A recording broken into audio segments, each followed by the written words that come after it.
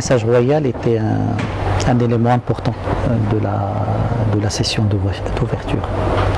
Parce que Sa Majesté le Roi a encadré le débat et a tracé quelques pistes de réflexion. La première piste, c'est que la migration est un enjeu global. Et donc un seul pays ne pourra pas le gérer seul. Sans une coopération internationale dans des enceintes comme les Nations Unies, on subira la migration au lieu de la gérer. Et donc le premier message, c'était seule une coopération internationale permettrait de gérer le phénomène de la migration. Le deuxième message pour moi qui était fort, c'est que la réunion se tenant sur une terre africaine, sous la présidence d'un pays africain, l'Afrique ne peut pas être seulement l'objet d'une conférence. L'Afrique doit être acteur. Dans le système multilatéral, il y a beaucoup de documents qui sont adoptés, beaucoup d'instruments qui sont agréés, mais souvent ils sont le résultat d'équilibre entre les grands. Et l'Afrique vient pour se tenir, pour applaudir, et après ce sont les autres qui mettent en œuvre. Là, le message royal insiste pour que l'Afrique soit au cœur de la mise en œuvre du compact de Marrakech. L'Afrique, à tort d'ailleurs, est considérée comme une plaque tournante de la migration. Il doit se défendre et surtout, il doit être à l'avant-garde de la mise en œuvre de cet instrument. Un troisième message qui était aussi important dans le message royal, c'est que l'approche à l'égard de la migration devrait être globale. Ceux qui privilégient l'approche sécuritaire gèrent les conséquences de la migration, les symptômes de la migration, ne gèrent pas les raisons profondes du phénomène. Ça ne veut pas dire que seule une politique de développement permettra de stabiliser les populations, parce que la migration est également un réflexe humain de tout temps. Les gens changent de résidence pour apprendre, pour travailler, pour connaître d'autres personnes, pour s'ouvrir sur le monde. Mais c'est un élément qui réduirait la vulnérabilité des migrants. Parce que dans la philosophie royale, le migrant n'a jamais été un coupable. Le migrant est une victime de toute une sorte de conditions et de réseaux. Et ce qui est important dans le message royal, c'est comment le combat doit être équilibré. Une dimension humaniste, droit de l'homiste, qui est nécessaire parce que le migrant est d'abord un être humain. Et la coïncidence est heureuse que l'adoption du pacte coïncide avec le 70e anniversaire de la Déclaration universelle des droits de l'homme. Mais la responsabilité également est un autre pilier. Et la responsabilité, c'est d'agir avec fermeté contre les réseaux de migration clandestine, les réseaux de trafic d'êtres humains.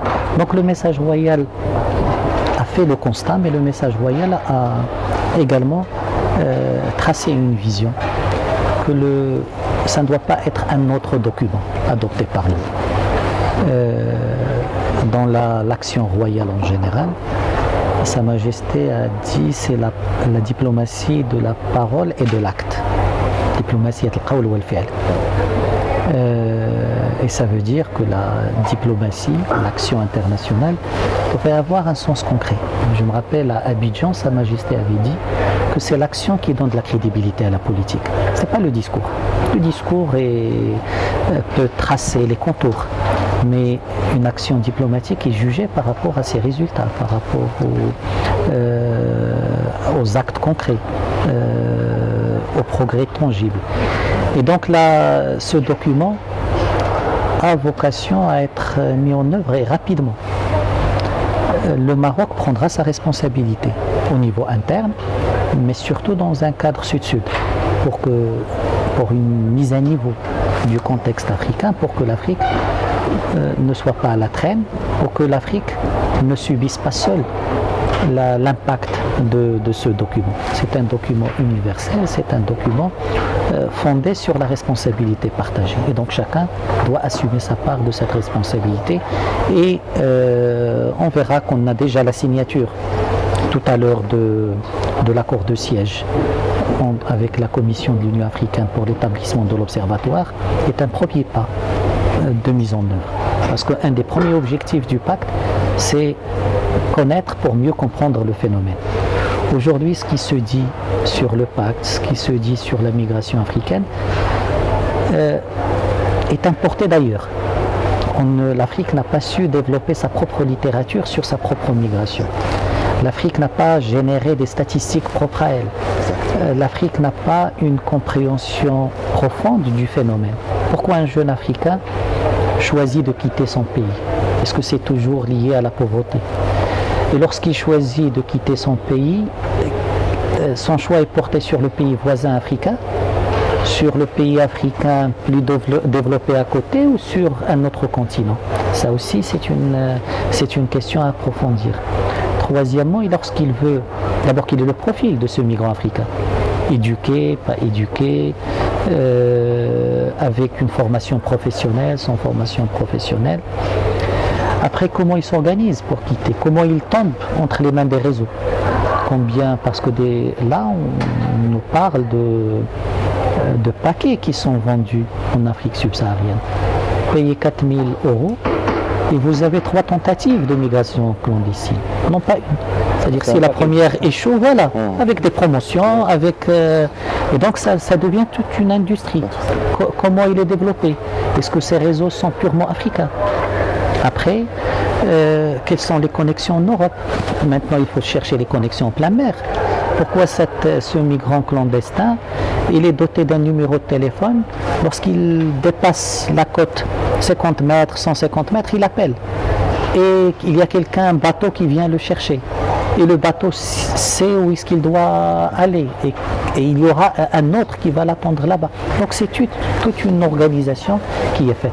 Et si l'Afrique ne maîtrise pas les données sur sa propre migration, n'anticipe pas les tendances lourdes, il subira le débat et il subira également les politiques qui sont décidées ailleurs.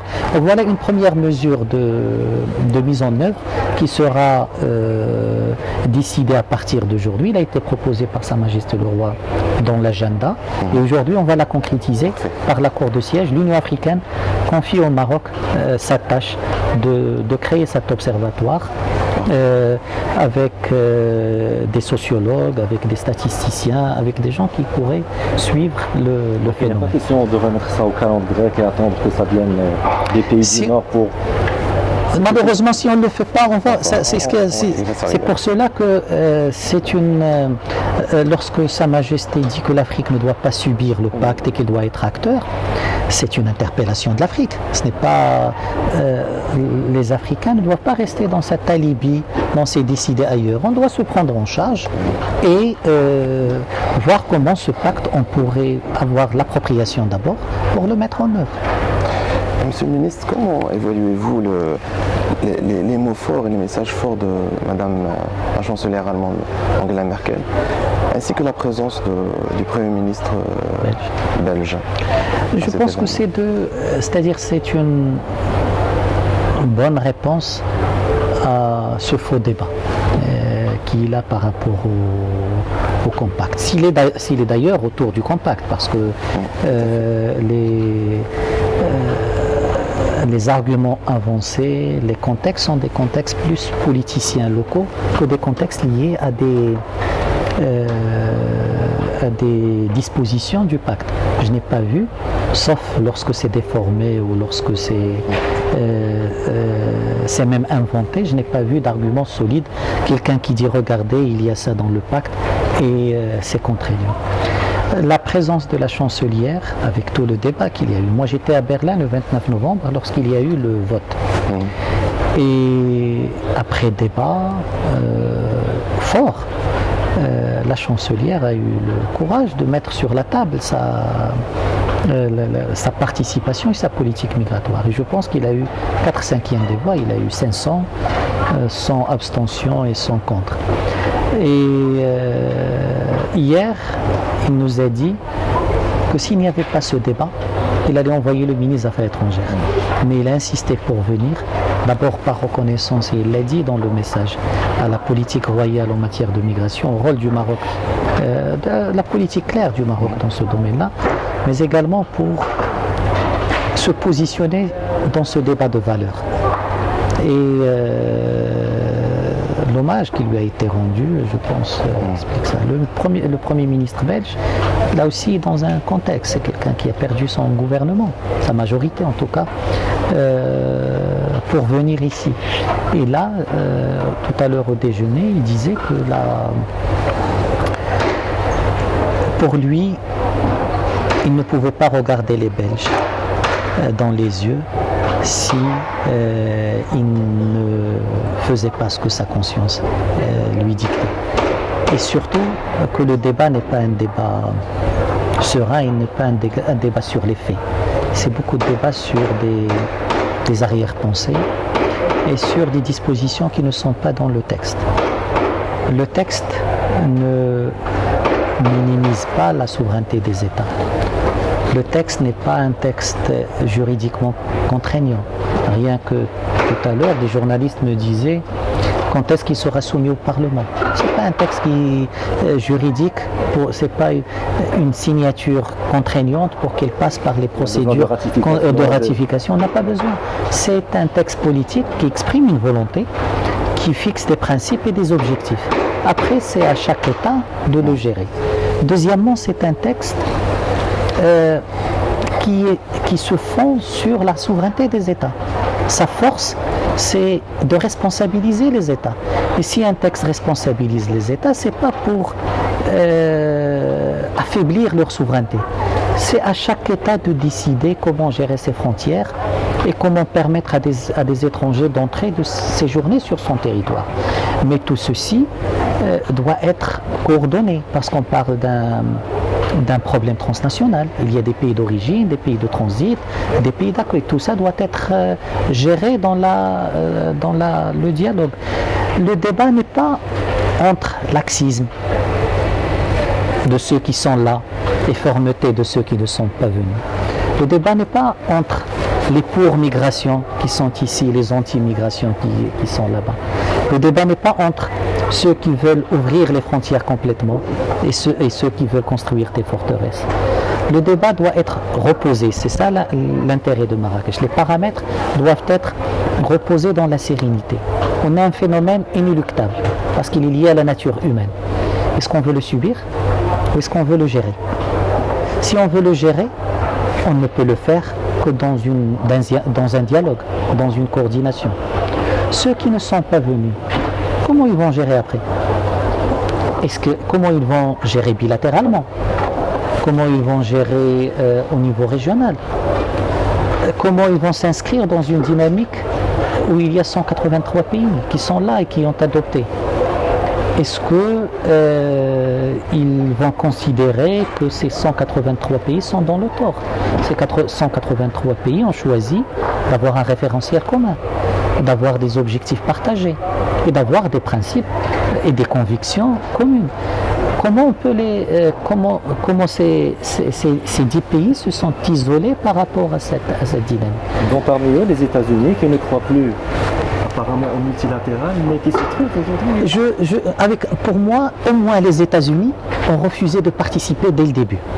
Moi, ceux qui ont participé pendant 18 mois, qui ont négocié, qui ont contribué, qui ont amendé, et maintenant ils boycottent, c'est ça la véritable point d'interrogation.